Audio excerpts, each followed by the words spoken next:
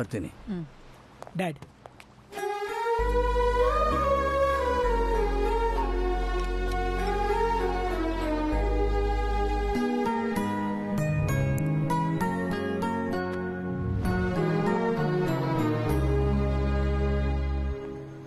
ಮದ್ವೆಗೆ ನೀನು ಒಪ್ಕೊಂಡ್ಬಿಟ್ಯಾ? ನಮ್ಮನೇಲಿ ನನ್ನ ಮದ್ವೆ ಮಾಡೋಕ್ಕೆ ಹುಡುಗನ್ ನೋಡಿದ್ರು, ಆದ್ರೆ ನಾನು ಒಂದು ಫೋಟೋ ಕೂಡ ನೋಡ್ಲಿಲ್ಲ. ನನ್ನ ಮದ್ವೆ ನನ್ನ ಚಾಯ್ಸ್, ಹಾಗೆ ನಿನ್ನ ಮದ್ವೆ ನಿನ್ನ ಚಾಯ್ಸ್.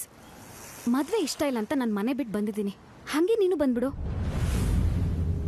ತಮಾಷೆಗೂ ಇನ್ನು ಮುಂದೆ ಈ ಥರ ಮಾತಾಡಬೇಡ. ನನಗೆ ನನ್ನ ಫ್ಯಾಮಿಲಿ ಇಂಪಾರ್ಟೆಂಟ್. ಅವ್ರನ್ನ ಬಿಟ್ಟು ನನಗೇನು ಗೊತ್ತಿಲ್ಲ, ಬೇರೆ ಯಾವುದು ದೊಡ್ಡದಲ್ಲ.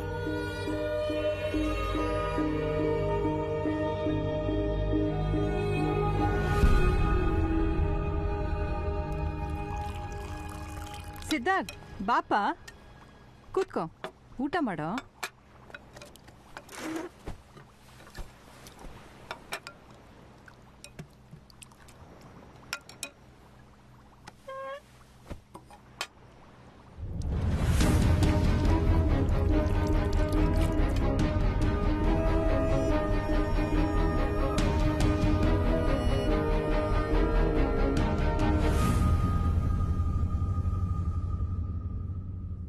ಅವನಿಷ್ಟಪಟ್ಟವ್ರನ್ನ ಮದುವೆ ಆಗೋ ಸ್ವಾತಂತ್ರ್ಯನೂ ಅವನಿಗಿಲ್ವಾ? ಇಲ್ಲಿವರೆಗೂ ನೀವು ಹೇಳಿದ ಯಾವುದನ್ನೂ ಅವನು ಮೀರಿಲ್ಲ. ನಮ್ಮ ಪುಣ್ಯ ನಮಗಂತ ಮಗ ಸಿಕ್ಕಿರೋದು.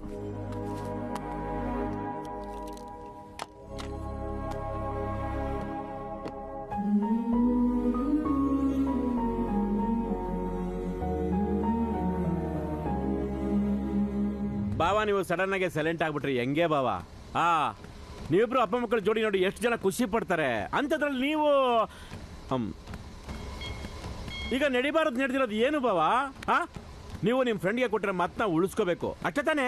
ಈಗಲೂ ಕಾಲ ಮಿಂಚಿಲ್ಲ, ಉಳಿಸ್ಕೋಬಹುದು.